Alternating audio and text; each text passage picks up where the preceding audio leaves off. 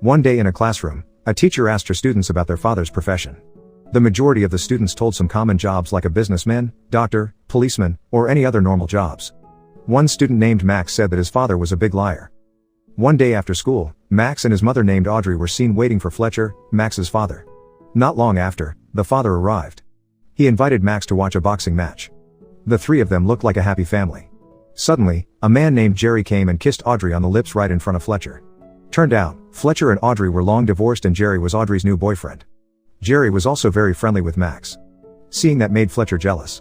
Fletcher didn't waste his time seeing that and took Max with him, not to the boxing venue, but to his office, the law firm where he worked as a lawyer.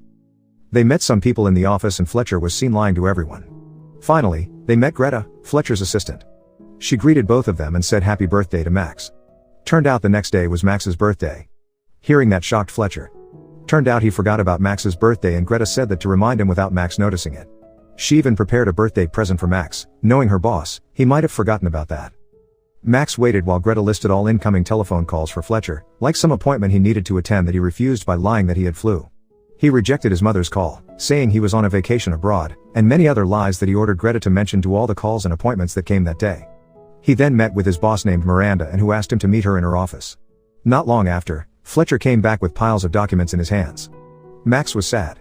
He knew that his father was super busy and would not be able to spend time with him that day and lied about the boxing match that they were going to watch at the night. In another place, at the night, while Audrey and Jerry were having dinner together, Jerry suddenly proposed to her and invited her to move with him outside of the city.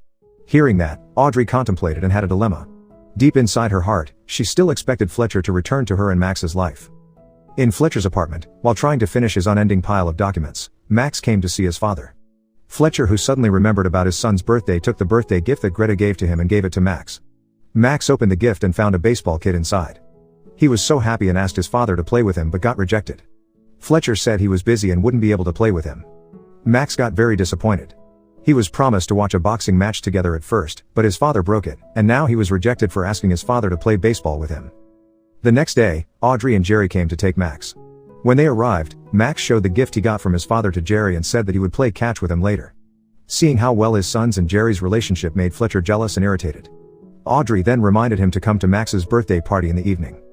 In the office, Fletcher and Miranda got a new client named Samantha Cole. She hired them as the lawyer for her divorce trial with her husband to fight for the divorce payouts and her children's custody. She was afraid that they wouldn't win the trial since she had into 7 affairs during her marriage with her husband and afraid that her husband would use that against her in the trial. Her husband suggested settling the divorce with $7 million for the divorce payouts but she refused the idea. Fletcher with his lying ability managed to convince her to not give up and to fight for her rights since she would get more money if they won the trial. Hearing that, Cole got her motivation back and hired them for the case. She changed her mind and said the fact that she did an affair was all thanks to her husband that never spent time with her. After the meeting, Cole decided to continue her divorce trial and was very confident that they would win the trial. Miranda was impressed with Fletcher. Thanks to him, they locked the deal for the case which would give them a big profit. So impressed, she even invited him to her house to spend the night together. In another place, Max, Audrey, and Jerry were having a birthday party. Max was so upset to find out that his father didn't show up at his party. The clock showed 8 p.m. when Max was about to blow the candle. He wished that his father wouldn't be able to lie for just one day. The next morning, Fletcher woke up with a strange feeling inside of him. When he walked to the trial, he met a beggar. Something strange happened. Usually, he would lie to the beggar to avoid giving money to him, but today, he couldn't lie. He told the beggar that he had a lot of money but he didn't want to give it to him and went away. He was shocked to see his ability to lie that he proud of suddenly stopped working. Even when Cole's husband's lawyer asked him why would he be so confident to win the case, Fletcher couldn't say any single lie but blabbered nonsense. Our case is simply this.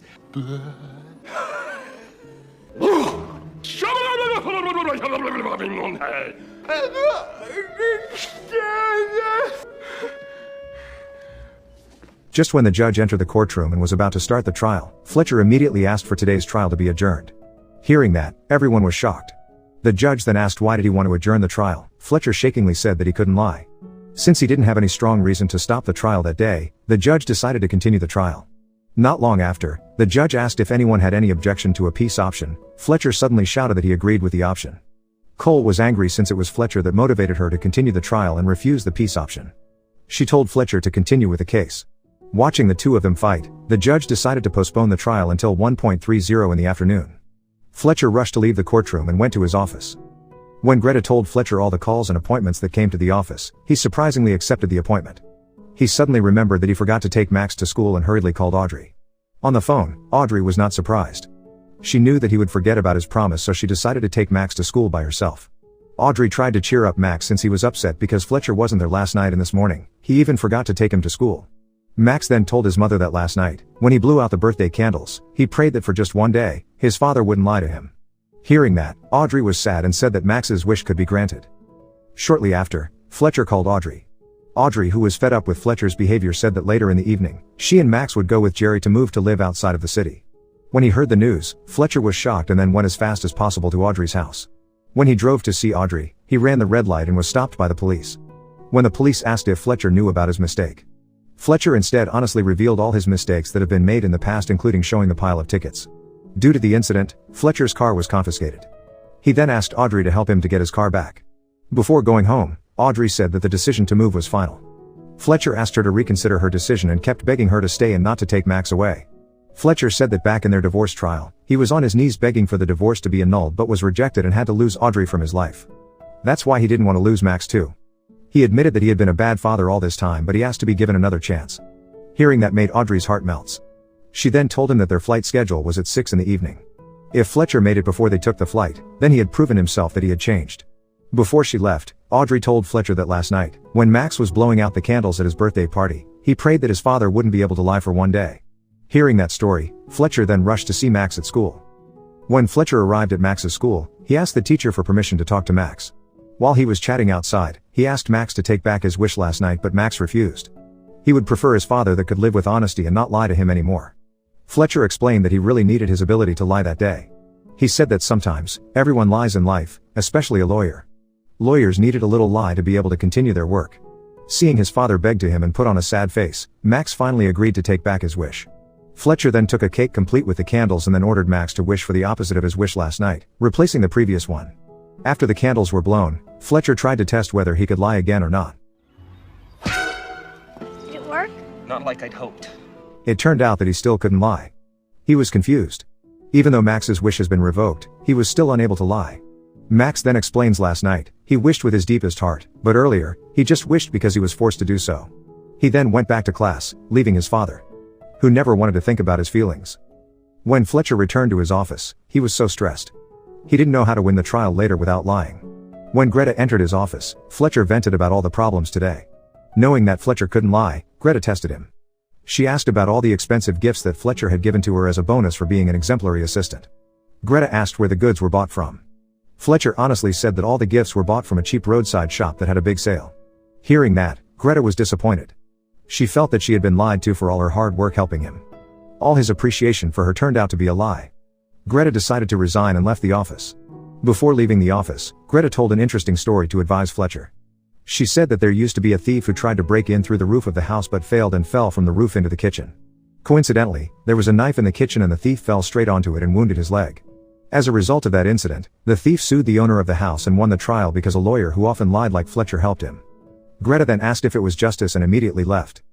Not long after, Fletcher was seen attending the court. There, Cole was seen bringing her 2 children to get sympathy from the judge. The trial continued with testimony from a witness from the opposition. The witness explained the affairs that Cole did. He even gave a voice record when Cole cheated on his husband. After that, it was Fletcher's turn to defend against the evidence from the witness before. But instead of presenting his defense, he asked for permission to use the toilet to buy time. In the toilet, Fletcher thought of ways as an excuse to postpone the trial until the next day since he couldn't lie that day. He finally got an idea. He beat himself and bruised his face.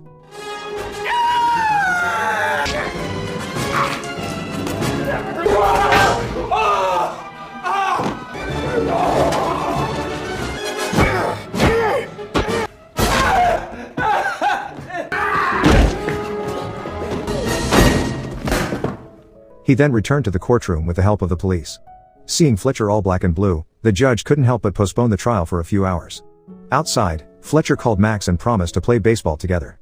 Hearing his son's happy voice made his day better. Not long after, Cole approached him and brought the witness for her trial, which was her affair. Fletcher then arranged a plan of lies that the man had to say as a witness later, but since he couldn't lie, he failed. I can't do it. Lie. So all we gotta do is lie. That sounds simple enough. Doesn't it? The trial started again. Fletcher stepped forward and ordered Cole's witness to come forward. Fletcher couldn't help but cornered his witness instead of defending his client. Cornered, the witness blew up and confessed his affair with Cole. Hearing all these confessions, the judge had proven Cole to be guilty and Fletcher was certain to lose. But when the judge was about to end the trial, Fletcher realized something. He immediately asked the judge to give him another chance. Everyone was confused about this request. The judge got curious when Fletcher called Cole as the witness. The judge decided to allow Fletcher's request. In front of the judge, Fletcher asked Cole for several data files that he thought were strange. One of them was Cole's birth certificate.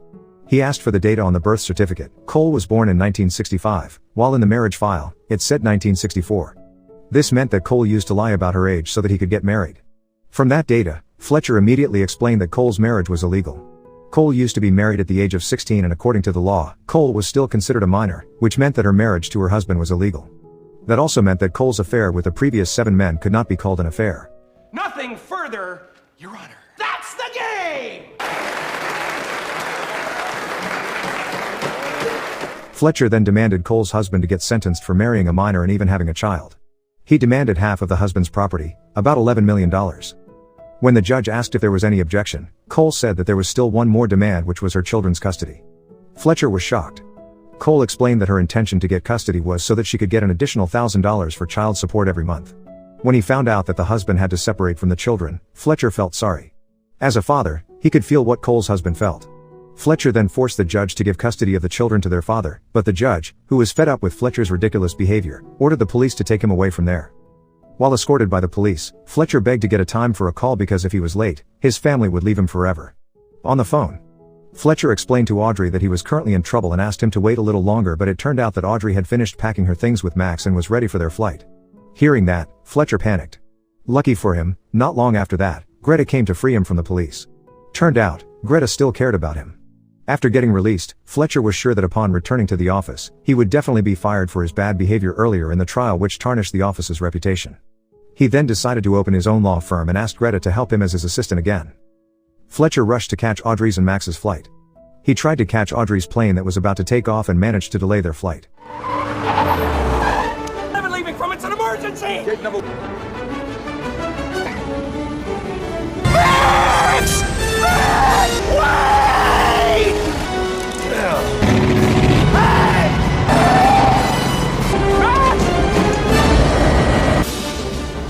Fletcher. No. Fletcher. What? Dad? What is he doing?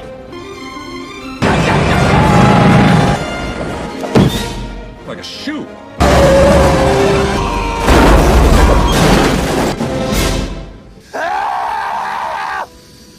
Seeing Fletcher's effort to meet them, Audrey and Max were touched.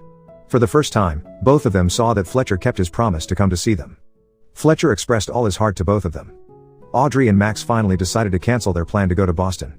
Jerry saw that they were both happier with Fletcher. He decided to let Audrey and Max return to Fletcher's arms. A year later, Fletcher, Audrey, and Max were seen hanging out together celebrating Max's birthday. Before blowing out the candles, Fletcher and Audrey were afraid that Max would wish for something weird again and was afraid that it would come true again. Right after the candles were blown out, the lights suddenly went out. When the lights were turned on, Fletcher and Audrey were kissing each other. Fletcher was confused and asked if Max wished for his parents to get back together. Max said he only wished for a rollerblade.